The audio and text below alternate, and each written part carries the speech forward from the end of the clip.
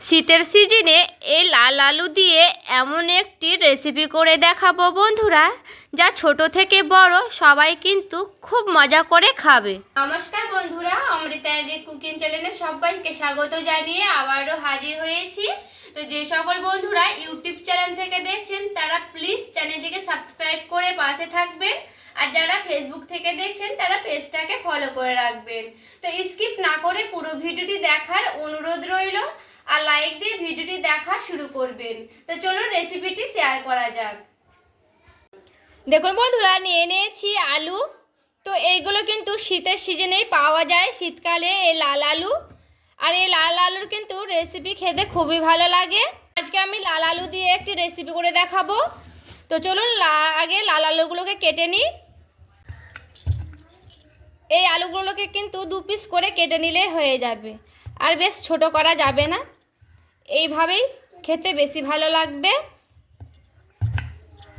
এই লাল আলু কিন্তু আমাদের এখানে শীতের সিজনেই বেশি পাওয়া যায়।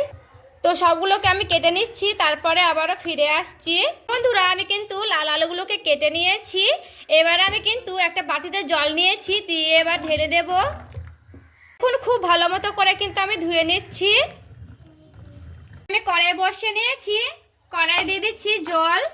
দেখুন জলটা কিন্তু হালকা গরম হতে লেগেছে। এবার আমি সেই ধুয়ে রাখা আলুগুলোকে দিয়ে দেব। দিচ্ছি পরিমাণ মতো লবণ, দিচ্ছি পরিমাণ মতো হলুদের গুঁড়া। এবার হালকা করে একটু নাড়াচাড়া করে নেব। ঢাকা দিয়ে দিচ্ছি কিছুক্ষণের জন্য। দেখুন আমি কিন্তু হালকা করে ঢাকনাটা উঠিয়ে দেখব। তো দেখুন বন্ধুরা, জলটা কিন্তু খুব ভালো মতো করে ফুটতে লেগেছে। দেখুন এখানে কিন্তু হালকা বলক উঠেছে, বেশি কিন্তু সেদ্ধ হয়নি। দেখুন দেখে কিন্তু বুঝতেই পারছেন। তো এখানে কিন্তু আবারও আমি ঢাকনাটাকে ঢেকে দিচ্ছি, আবারও কিছুক্ষণ পর আবারও ফিরে আসবো। এবার আমি কিন্তু ঢাকনাটাকে উঠিয়ে দেখব। আর দেখুন বন্ধুরা, জলটা কিন্তু অনেকটাই কমে এসেছে। আর এইভাবে দেখুন আলুগুলো কিন্তু এইভাবে আমি কিন্তু দেখছি, এই যে দেখে কিন্তু বুঝতেই পারছেন আলুটা কিন্তু অনেকটা সেদ্ধ হয়ে এসেছে। এটা কিন্তু পুরোপুরিভাবে সেদ্ধ হবে না, হাফেরও বেশি সেদ্ধ করতে হবে। তো দেখুন এইভাবে কিন্তু এই যে কাটছি তাতে কিন্তু খুন্তি ঢুকে যাচ্ছে, তার মানে কিন্তু পুরোপুরিভাবে সেদ্ধ হয়ে গেছে। এটাকে আমি নামিয়ে নিচ্ছি, তারপরে আবারও ফিরে আসছি। ওইদিকে আমার আলু সেদ্ধ হতে হতে এইদিকে একটা মশলা রেডি করে নেব। নিয়ে নিয়েছি পেঁয়াজ, নিয়েছি আদা, নিয়েছি লঙ্কা, নিয়ে নিয়েছি একটা মিক্সিং বলে দিয়ে দিচ্ছি সবগুলোকে। দিচ্ছি সামান্য জিরে, দিয়ে দিচ্ছি অল্প করে জল। এবার আমি ঢাকা দিয়ে খুব ভালো মতো করে পেস্ট করে নেব। দেখুন বন্ধুরা, মশলাটা কিন্তু খুব ভালো মতো করে পেস্ট করে নিয়েছি। আমি একটা বাটিতে ঢেলে নিচ্ছি। দেখুন বন্ধুরা, এই বাটিতে কিন্তু আমি ঢেলে নিয়েছি। দেখুন কড়াইটাকে পরিষ্কার করে নিয়েছি একটু ভালো মতো করে। দিয়ে দেবো কড়াইয়ে তেল। তেলটা একটু বেশি করেই দিয়ে দিচ্ছি। তেলের ওপরে দিয়ে দিচ্ছি কালো জিরে। একটু ভালো মতো করে তেলটাকে গোটায় কড়াই গায়ে ছড়িয়ে নেব।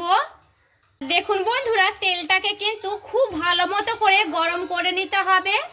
একেবারে কিন্তু ধোঁয়া ওঠা গরম করতে হবে। ভাপানো আলুগুলোকে এবার আমি দিয়ে দিচ্ছি। হালকা করে নাড়াচাড়া করে নেব।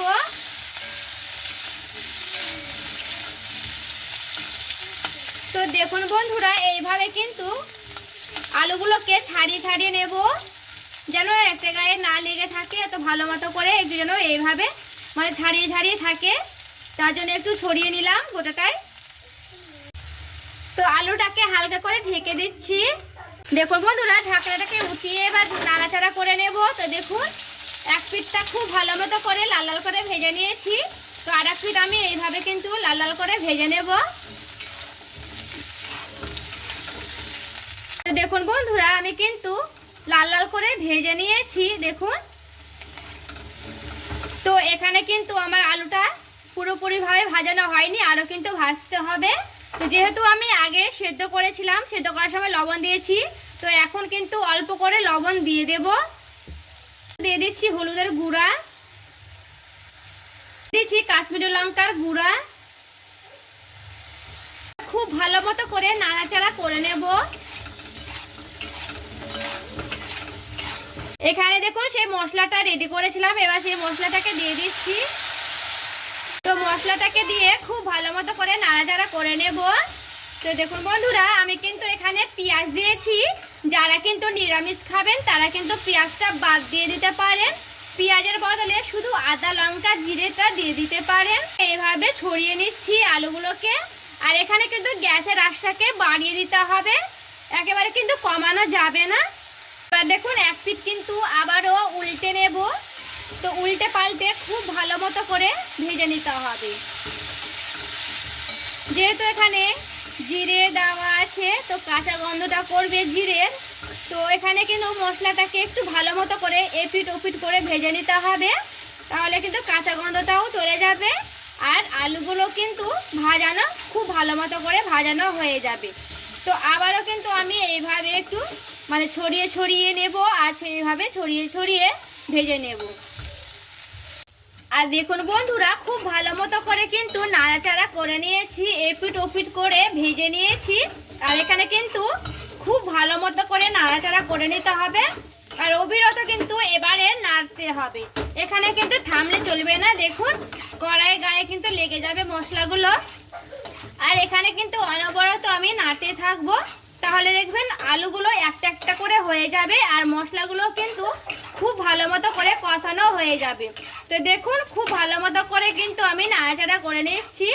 আর দেখে কিন্তু বুঝতেই পারছেন বন্ধুরা, দেখুন একটা একটা হয়ে গেছে আলুগুলো, একটার গায়ে একটা লেগে থাকবে না আলুগুলো। এইভাবে কিন্তু অনবরত আমি নাড়তে থাকছি, দিয়েও কিন্তু খুব ভালো মতো করে নাড়াচাড়া করে নেব।